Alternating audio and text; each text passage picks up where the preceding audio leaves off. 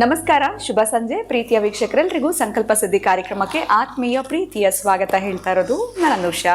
ಮೊದಲ ಬಾರಿ ಚಾನಲ್ ವೀಕ್ಷಿಸ್ತಿದ್ದೀರಾ ಅಂತಂದರೆ ಈಗಲೇ ನಮ್ಮ ಚಾನಲ್ನ ಸಬ್ಸ್ಕ್ರೈಬ್ ಮಾಡಿ, ನಮ್ಮ ವಿಡಿಯೋಸ್ನ ಲೈಕ್ ಮಾಡಿ. ಏನು ಕಾರ್ಯಕ್ರಮದಲ್ಲಿ ನಮ್ಮ ಜೊತೆಲಿದ್ದಾರೆ ಸ್ಪಿರಿಚುವಲ್ ಗುರು ಡಾಕ್ಟರ್ ವಿಷ್ಣುದತ್ತ ಗುರುಜಿಯವರು. ಗುರುಗಳನ್ನ ಕಾರ್ಯಕ್ರಮಕ್ಕೆ ಬರಮಾಡ್ಕೊಳ್ಳೋಣ.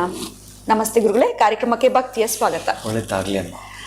ಗುರುಗಳೇ, ಮೊನ್ನೆ ನಾನು ಒಂದು ಬಂಗಾರ ಖರೀದಿ ಮಾಡೋದಕ್ಕೆ ಅಂತ ಹೋಗಿದ್ದೆ. ಉಂಗುರ ತಗೊಳ್ಬೇಕಿತ್ತು. ಈ ಒಂದು ಮಂತ್ಲಿ ಸ್ಕೀಮ್ ಹಾಕಿರ್ತೀವಿ, ಅದು ಪೂರ್ಣ ಆದಮೇಲೆ ನಾವು ಏನಾದರೂ ತಗೊಳ್ಳೋವಂಥದ್ದಿರುತ್ತೆ. ಅಲ್ಲಿ ಹೋದಾಗ ನನಗೆ ಎಲ್ಲೂ ಕೂಡ ನಾನು ನೋಡಿರಲಿಲ್ಲ, ನಿಮ್ಮ ಬಳಿ ಮಾತ್ರ ನೋಡಿದ್ದೆ ಒಂದು ವಸ್ತು. ಅಲ್ಲಿ ನೋಡಿದಾಗ ನನಗೆ ಶಾಕ್ ಆಯಿತು. ಗುಲಗಂಜಿ ಹಾರ ಇಟ್ಟಿದ್ರು ಗುರುಗಳಿಗೆ. ಸೊ ಇದು ಏನಿದ್ರದ್ದು ಒಂದು ಉದ್ದೇಶ ಅಂತ ಗೊತ್ತಾಗಿಲ್ಲ. ಜೊತೆಗೆ ಅದನ್ನ ಇಟ್ಕೊಳ್ಳೋದ್ರಿಂದ ನಮ್ಗೆ ಯಾವ ರೀತಿ ಲಾಭಗಳಾಗತ್ತೆ, ಅದನ್ನ ನಾವು ಕೊಂಡ್ಕೊಳ್ಬಹುದಾ, ಅದು ದುಬಾರಿನ, ಎಲ್ಲಿ ಪಡ್ಕೊಳ್ಬೇಕು ಅದನ್ನು? ಯಾಕಂದರೆ ನಾನು ತುಂಬ ಹಿಂದೆ ತಮ್ಮ ಹತ್ರ ನೋಡಿದಾಗ ಕೇಳಿದ್ದೆ, ಬಟ್ ಎಲ್ಲಿ ಏನು ಅನ್ನೋ ವಿಚಾರ ನೋಡಿರಲಿಲ್ಲ. ಇದನ್ನು ತಗೊಳಕ್ಕೆ ಹೋದಾಗ ಅಲ್ಲಿ ನನಗೆ ಬಂಗಾರದ ಅಂಗಡಿಯಲ್ಲಿ ಕಾಣಿಸ್ತು. ಅದರಿಂದ ಇದ್ರದ್ದು ಒಂದು ಮಹತ್ವ ಏನು ತಿಳ್ಕೊಳ್ಬಹುದಾ ಅಂತ ಈ ಒಂದು ವಿಚಾರವನ್ನು ತಮ್ಮ ಮುಂದೆ ಕೇಳ್ತಾ ಇದ್ದೀನಿ. ಅವ್ರನ್ನ ಕೇಳಿಲ್ಲ ಗುರುಗಳೇ. ಮತ್ತೆ ಅವ್ರೇನೋ ಹೇಳ್ತಾರೆ, ಬೇಡವೇ ಬೇಡ, ನಾನೇನು ತಗೊಳ್ಬೇಕಿತ್ತು ತಗೊಂಡೆ ಬಂದೆ. ಓಂ ವಿಶ್ವಸ್ಮೈ ನಮಃ. ಪ್ರೀತಿಯ ಬಂಧುಗಳೇ, ಗುಲಗಂಜಿ ಒಂದು ಮಾತೇ ಇದೆ, ಗುಲಗಂಜಿ ಗಾತ್ರದಷ್ಟಾದರೆ ಕೊಡು ಅಂತ ಕೇಳ್ತಾರೆ.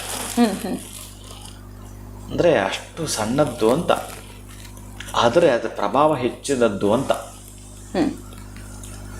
ಗುಲಗಂಜಿ ಈಗ ನೀವೇನು ಬಂಗಾರದ ಅಂಗಡಿಯಲ್ಲಿ ನೋಡಿದ್ದೀರೋ ಅದು ಆಕರ್ಷಣೆಯೂ ಹೌದು, ಅತ್ಯಂತ ಪ್ರಬಲ ಶಕ್ತಿಯೂ ಹೌದು. ಗೊತ್ತಿದ್ದವ್ರಿಗೆ ಮಾತ್ರ. ಕಾಡಿನ ರಾಣಿ ಅಂತ ಕರೀತಾರೆ ಇದನ್ನು. ಕಾಡಿನಲ್ಲಿ ರಾಣಿಯಾಗಿ ಮೆರೆಯುತ್ತೆ ಅದು. ಇನ್ನೂ ಒಂದು ಮಾತಿದೆ ಇದಕ್ಕೆ. ಈ ಗುಲಗಂಜಿ ಅರ್ಧ ಕೆಂಪು, ಅದರ ತಲೆ ಕಪ್ಪು. ಪೂರ್ಣ ಕೆಂಪು ಗುಲಗಂಜಿ ಏನಾದರೂ ಆಯಿತು ಅಂತಂದರೆ, ಪೂರ್ಣ ಪ್ರಮಾಣದಲ್ಲಿ ಗುಲಗಂಜಿ ಕೆಂಪಾದರೆ ಪ್ರಳಯವಾದೀತು ಅಂತ ಸೂಚನೆ ಅಂತೆ ಅದು. ಅಂದರೆ ಇಷ್ಟು ಸಣ್ಣದಕ್ಕೆ ಅಷ್ಟು ಸೂಚನೆ ಹೇಳ್ತಾನ. ಅಂದರೆ ಗುಲಗಂಜಿ ಮಹಾಲಕ್ಷ್ಮಿ ಕೂಡ ಆ ಗುಲಗಂಜಿಯನ್ನು ಇಟ್ಟು ಕೆಲವೊಂದು ವಸ್ತುಗಳ ಜೊತೆಗೆ ಪ್ರವೇಶ ಮಾಡಿಸಿದ್ದಂತೆ. ಮಹಾಲಕ್ಷ್ಮಿನೇ. ಅಂದರೆ ಈಗ ನೀವು ಬಂಗಾರದ ಅಂಗಡಿಗೆ ಏನು ಹೋಗಿದ್ದೀರಿ, ಮೊದಲು ತೂಕ ಅಂತಿತ್ತಲ್ಲ, ಆ ತೂಕ ಇರಲಿಲ್ಲ, ವೆಯ್ಟ್ ಮಿಷನ್ ಇರಲಿಲ್ಲ. ಮತ್ತೆ ಹೇಗೆ ಇದು ಮಾಡ್ತಾ ಇದ್ರು? ಅದೇ ಈ ಗುಲಗಂಜಿಯ ಪ್ರಮಾಣ, ಅದು ಒಂದೇ ಪ್ರಮಾಣ ತೂಕ ಮಾತ್ರ ಬರುತ್ತೆ ಅದರದ್ದು. ಅದಿಟ್ಟರೆ ಇಷ್ಟೇ ಇರುತ್ತೆ ಅಂತ ಆ ಗುಲಗಂಜಿ ಗ್ರಾಮ್ನಷ್ಟಾದರೂ ಕೊಡು ಅಂತ ಕೇಳ್ತಾರೆ. 1 ಗ್ರಾಮ್ಗಿಂತೂ ಕಡಿಮೆ, 1 ಮಿಲಿಗಿಂತೂ ಕಡಿಮೆ ಏನಿರುತ್ತೋ ಅದರದ್ದು ಲೆಕ್ಕ ತಗೊಂಡಿರ್ತಾರೆ. ಅದಕ್ಕೆ ಗುಲಗಂಜಿ ಅಟ್ರಾಕ್ಟಿವ್ ಹೌದು, ಔಷಧವೂ ಹೌದು. ಇನ್ನು ಔಷಧದಲ್ಲಂತೂ ಹೇಳತಿರೋದು ಅಷ್ಟು ಇದೆ. ಈ ಮಾನಸಿಕ ಅಸ್ವಸ್ಥರಿಗೆ ಬಹುಶಃ ಅವರು ಪ್ರಯೋಗ ಮಾಡಬಾರ್ದಿದ್ರು. ಅದೇ ಕೆಲವೊಂದು ಹೇಳಲಿಕ್ಕೂ ಕಷ್ಟ. ಏನು ಅಂತಂದರೆ, ಆ ಗುಲಗಂಜಿ ಕಪ್ಪು ವರ್ಣದ್ದು, ಕೆಂಪು ವರ್ಣದ್ದು, ಬಿಳಿಯ ವರ್ಣದ್ದು, ಹಳದಿ ವರ್ಣದ್ದು, ಇಷ್ಟೆಲ್ಲ ವರ್ಣಗಳಿದ್ದಾವೆ. ಇವು ನಾನು ಯಾವುದೋ ಒಂದು ಕೆಲಸಕ್ಕೆ ಯಾವುದೋ ಒಂದು ಬೆಟ್ಟದ ಮೇಲೆ ಹೋಗಿದ್ದೆ ಒಂದು ಮೂಲಿಕೆ ತರಲಿಕ್ಕೆ. ಆ ಮೂಲಿಕೆ ಸಿಕ್ತು, ಬಟ್ ಕಡಿಮೆ.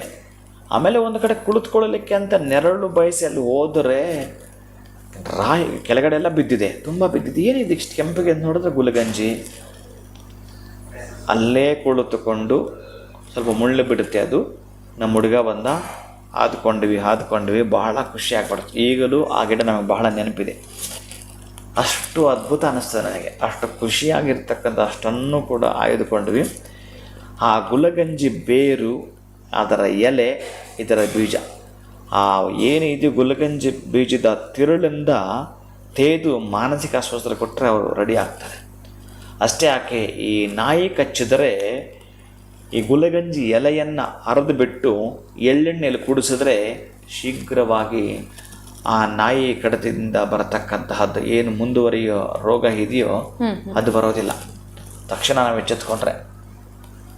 ಹೀಗೆ ಈ ಬೇರಿಂದ ಹಿಡಿದು ಆಮೇಲೆ ನೀವು ತಲೆ ಕೂದಲು ಉದುರುತ್ತೆ ಅಂತ ಹೇಳ್ತೀರಲ್ಲ, ಆ ತಲೆ ಕೂದಲು ಉದುರುವಿಕೆಗೆ ನೇರವಾಗಿ ಇನ್ನೇನೂ ಬೇಡ ಇದಕ್ಕೆ.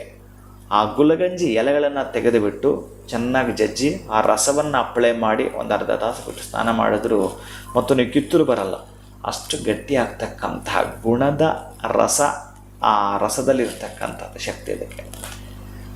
ಅಂತಹ ಗುಲಗಂಜಿ ನೀವೇನಾದರೂ, ಈಗ ನಾನು ಒಂದು ಏನೀಗ ಹಣೆಗೆ ಕುಂಕುಮ ಇಡೋವಂಥದ್ದು ಇದೆಯೋ ಆ ಗುಲಗಂಜಿಯಿಂದಲೇ ನಾನು ಪ್ರತಿನಿತ್ಯ ಅರ್ಚನೆ ಮಾಡಿರ್ತೀನೋ ಆ ಗುಲಗಂಜಿರೋ ಡಬ್ಬಿಗೆ ಹಾಕಿರ್ತೇವೆ, ಅದನ್ನೇ ಧರಿಸಂಥದ್ದು. ನಾನು ಇದನ್ನು ನಿಮಗೆ ಯಾಕೆ ಹೇಳ್ತೀನಿ ಅಂತಂದರೆ, ಈ ವಿಶೇಷವಾಗಿರೋ ಈ ದೀಪಾವಳಿನೋ ಅಕ್ಷಯ ತೃತೀಯನೋ ಇನ್ನು ವಿಶೇಷವಾದ ಪರ್ವದಿನಗಳಲ್ಲೋ ಕುಂಕುಮಾರ್ಚನೆ ಮಾಡಿರ್ತಕ್ಕಂತಹದ್ದು, ಅದನ್ನು ನಿಮಗೆ ಇಷ್ಟೂ ತರಹದ್ದು ನೋಡಿ. ಕೆಂಪು ವರ್ಣದ್ದು ಗುಲಗಂಜಿಯನ್ನು ಮನೇಲಿಟ್ಟುಕೊಂಡರೆ ಕುಜದೋಷ ನಿವಾರಣೆ ಅಂತ ಹೇಳ್ತಾನೆ.